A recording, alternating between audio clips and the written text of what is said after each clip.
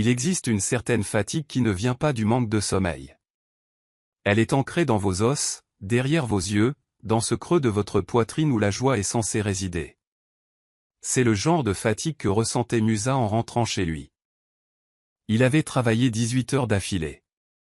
Non seulement il remplissait des dossiers médicaux ou surveillait les constantes vitales, mais il s'était cassé une côte en effectuant des compressions thoraciques sur un adolescent dont les parents étaient encore dans la salle d'attente.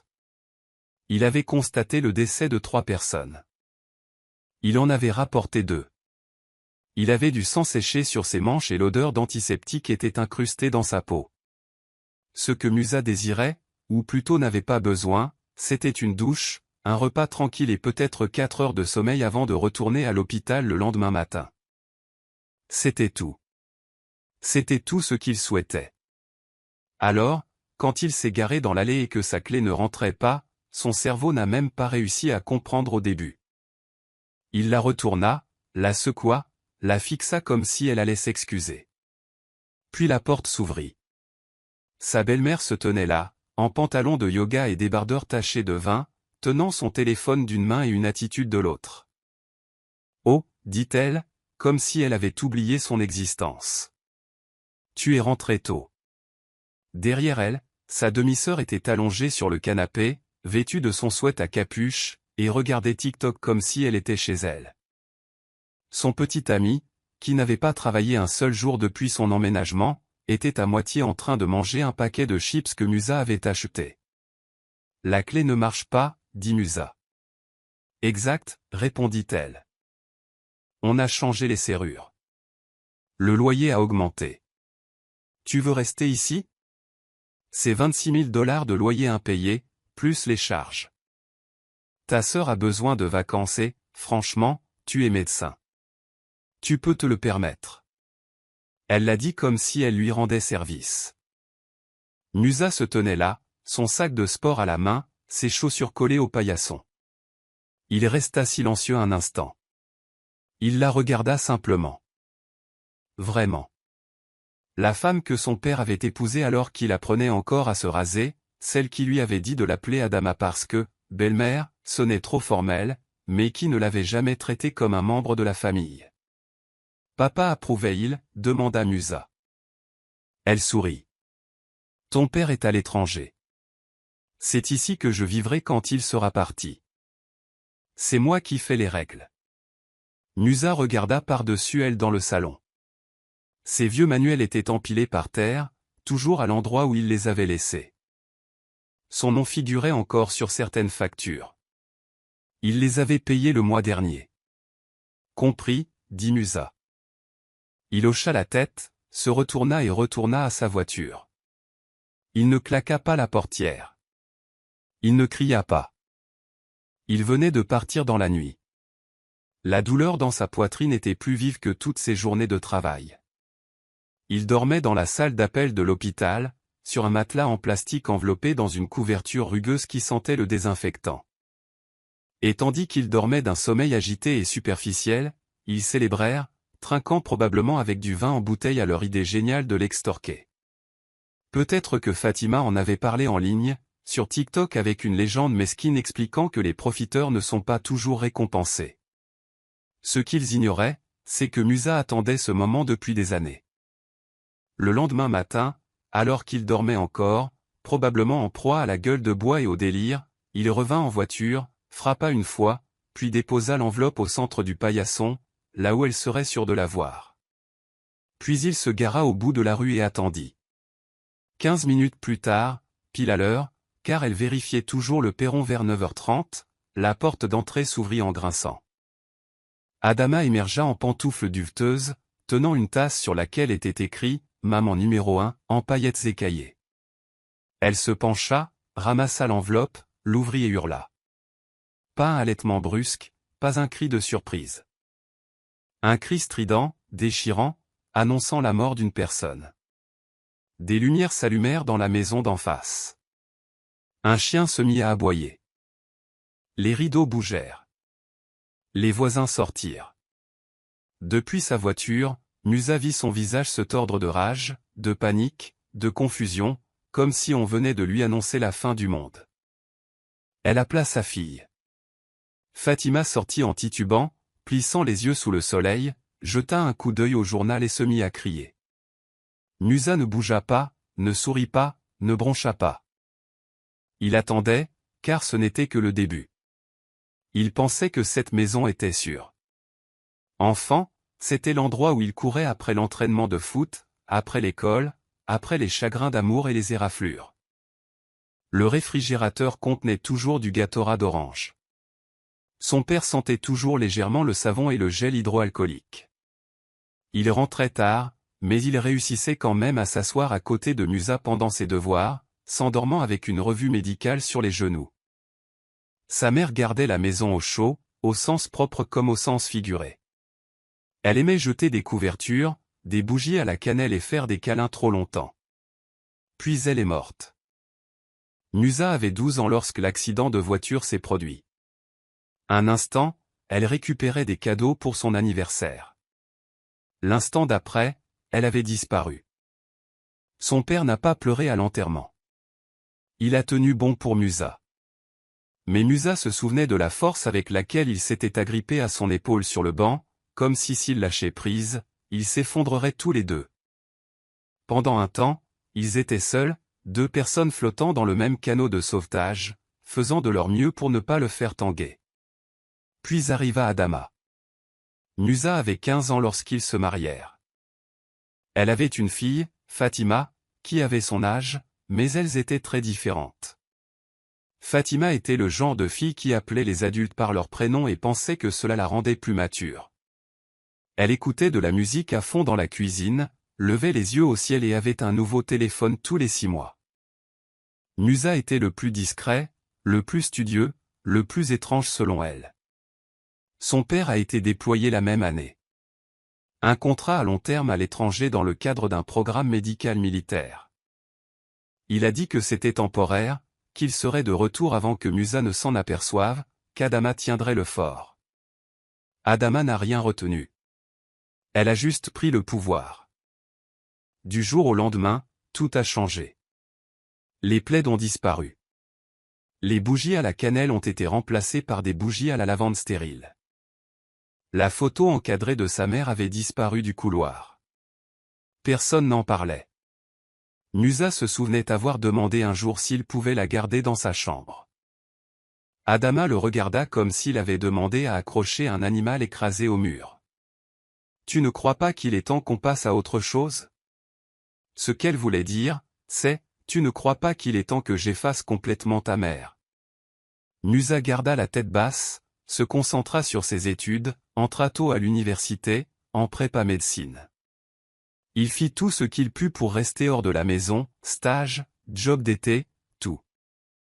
Il ne revenait que pour les vacances ou entre deux baux. Et même là, il payait sa part plus que sa part, en fait.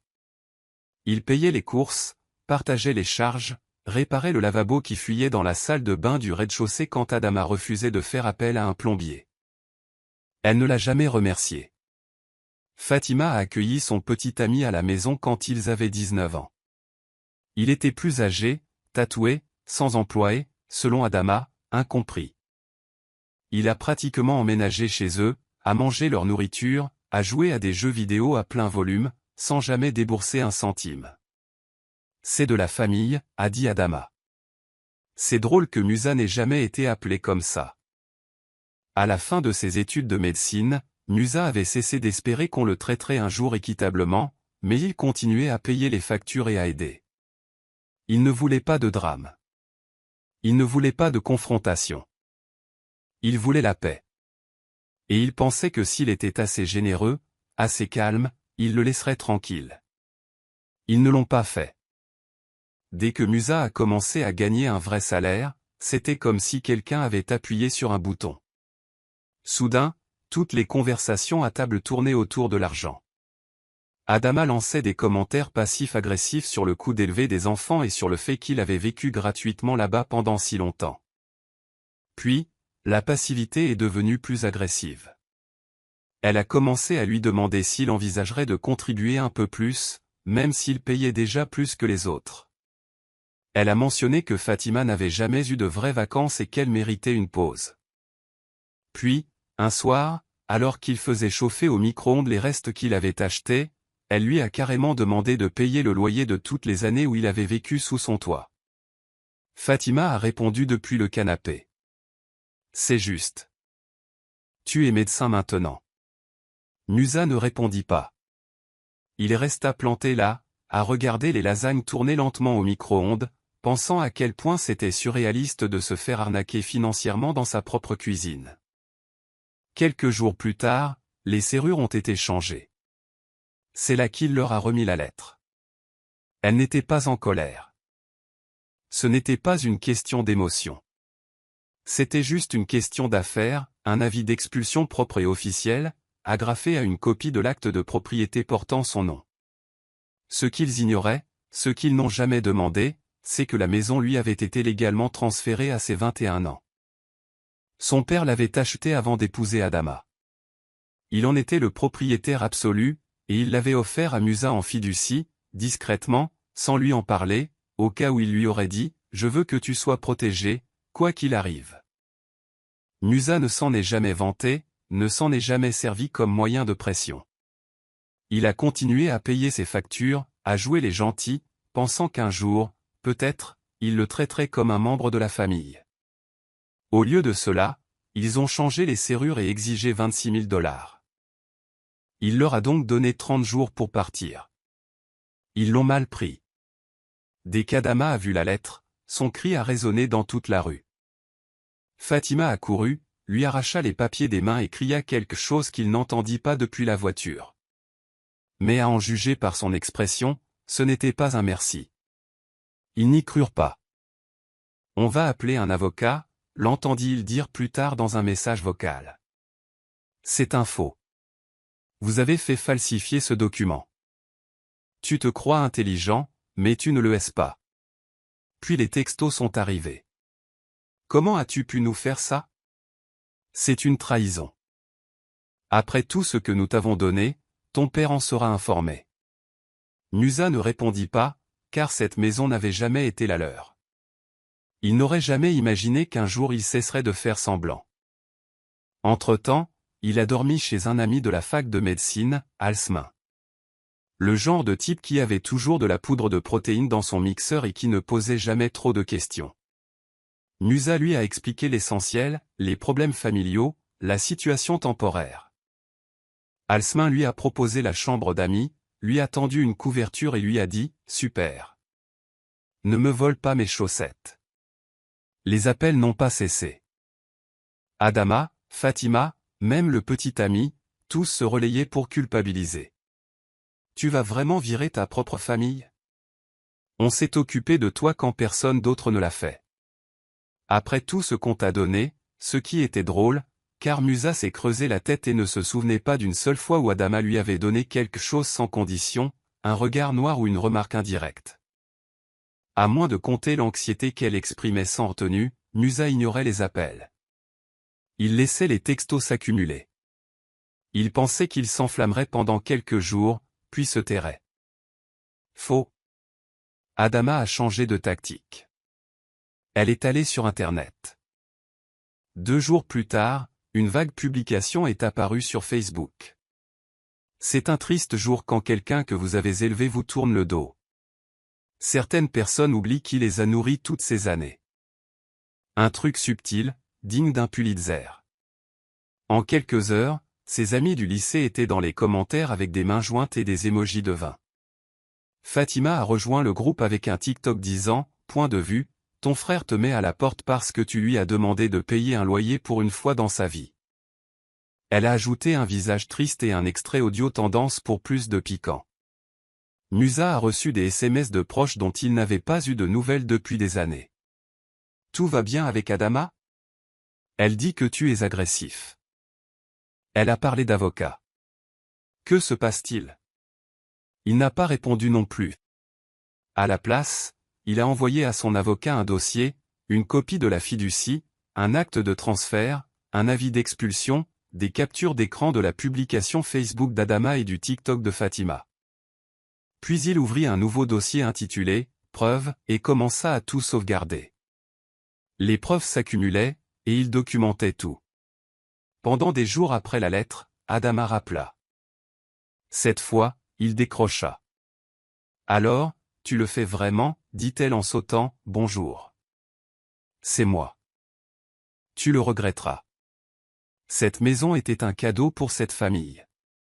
C'était un cadeau pour moi, littéralement. Vérifiez l'acte. Elle a balbutié quelque chose à propos de droits moraux et de trahison. Elle a dit avoir parlé à son père. Je lui ai dit d'y aller. Il sera bientôt à la maison. Attends un peu. Musa avait hâte d'y être, dit-il, avant de raccrocher.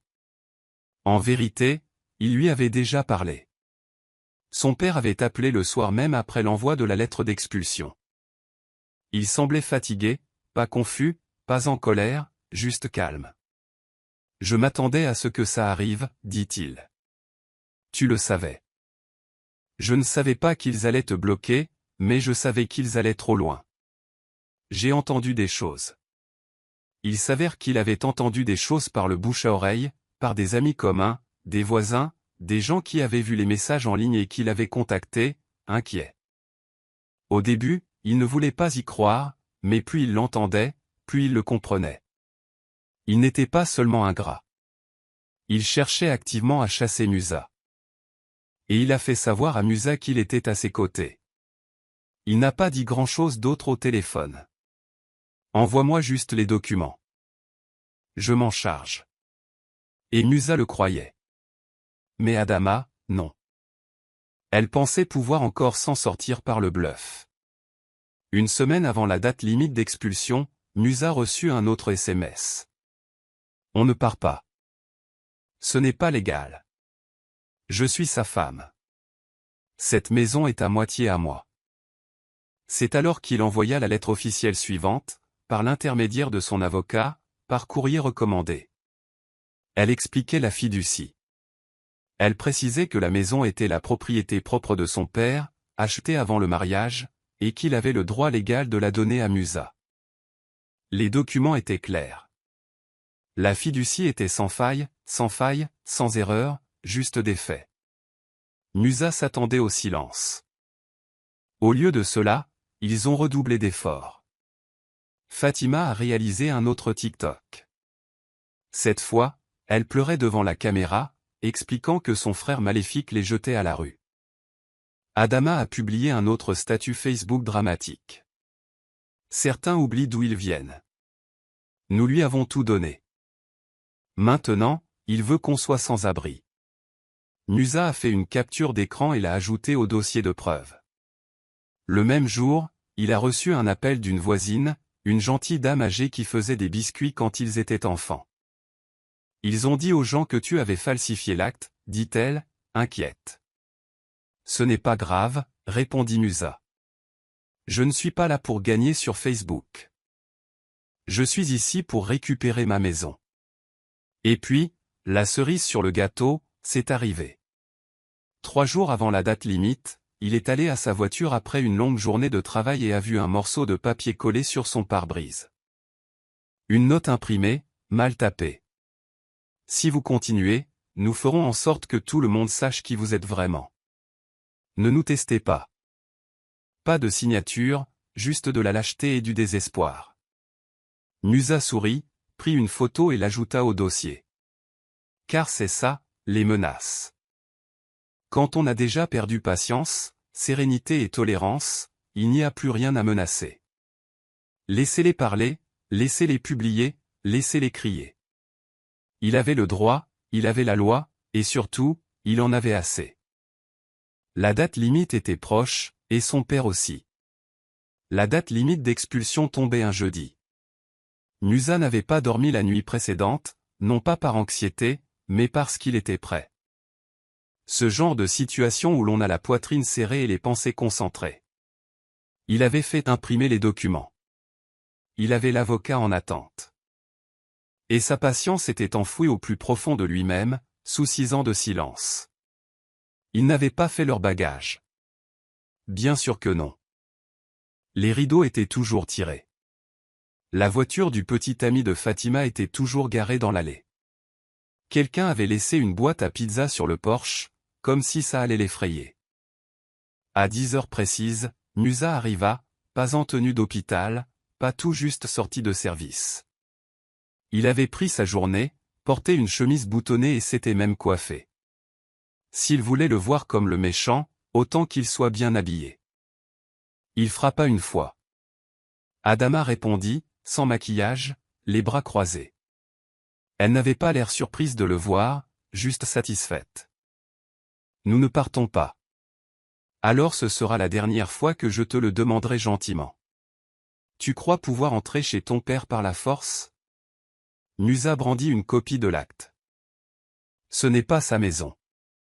C'est la mienne. Tu as 30 minutes. Elle a ri, vraiment ri. Tu crois vraiment pouvoir expulser ta propre famille? Tu l'as déjà fait. Les papiers ont été déposés il y a des semaines. Tu as ignoré toutes les échéances. Fatima est arrivée à la porte, les yeux gonflés comme si elle n'avait pas dormi ou qu'elle venait de faire sa 3e crise de la matinée. C'est illégal. Tu nous jettes à la rue. Non, dit Musa. Tu as choisi de ne pas partir. Je t'ai donné toutes les chances. Elle jeta un coup d'œil derrière elle. On a appelé papa.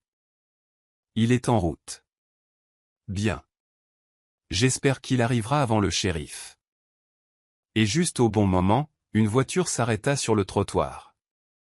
Son père, bronzé, en sortit, plus lentement que dans les souvenirs de Musa, mais sa présence était toujours imposante. Le passé militaire ne quitte jamais un homme, même en cardigan. Il remonta le sentier et regarda d'abord Musa. Pas Adama, ni Fatima, mais lui. Vous avez une minute? Ils s'écartèrent, juste assez loin pour que les autres ne puissent pas l'entendre. J'ai tout lu, a-t-il dit. Chaque document, chaque message que vous avez transmis.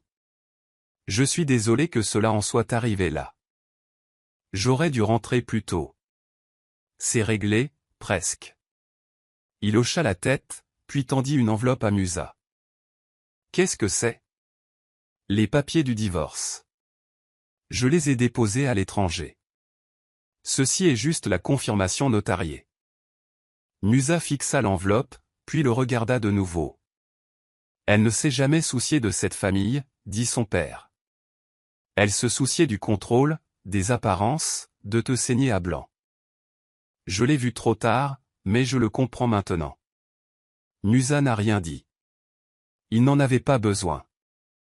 Puis son père ajouta, plus doucement, presque penaud, j'ai rencontré quelqu'un à l'étranger. Elle est gentille, douce.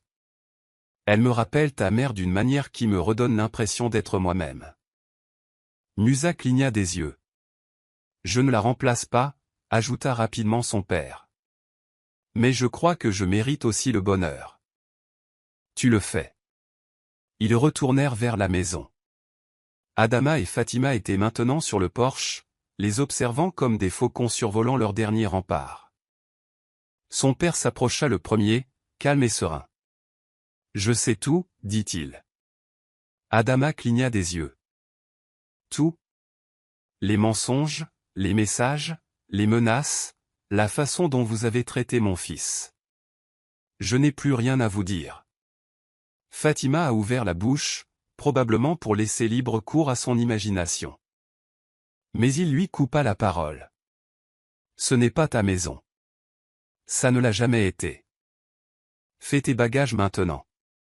Adama le saisit par le bras. Tu vas nous jeter à la poubelle? Après toutes ces années, il la repoussa doucement. Tu t'es jeté en l'air. Fatima se tourna vers Musa, désespérée. Tu ne peux pas. Je peux. Et je l'ai fait. Musa n'a pas élevé la voix. Il ne broncha pas.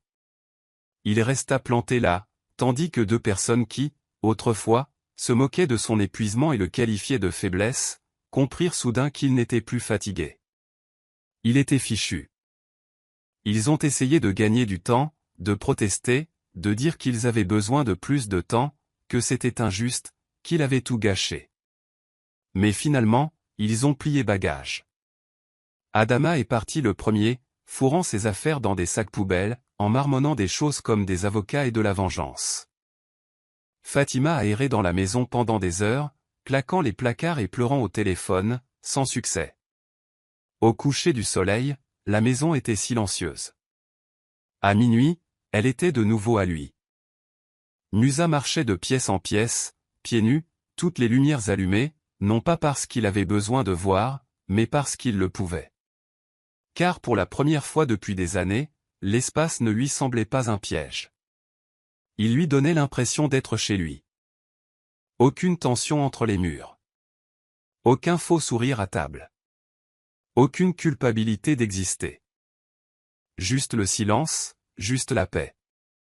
Il prépara son café à 2 heures du matin, car personne ne pouvait se plaindre du bruit. Debout sur le porche, une couverture sur les épaules, il observait la rue qu'Adama considérait comme son royaume. Cela paraissait plus petit maintenant, moins menaçant, comme quelque chose qu'il avait enfin dépassé. Et lorsqu'il se retourna, il ne vit plus les fantômes de vieilles disputes ni la rage à moitié ravalée. Il vit une possibilité. Des sols propres, des murs vides, de l'espace pour respirer. Sa maison, ses règles, sa paix. Cela fait 6 mois. Fatima a emménagé chez les parents de son petit ami. Ça n'a pas duré longtemps.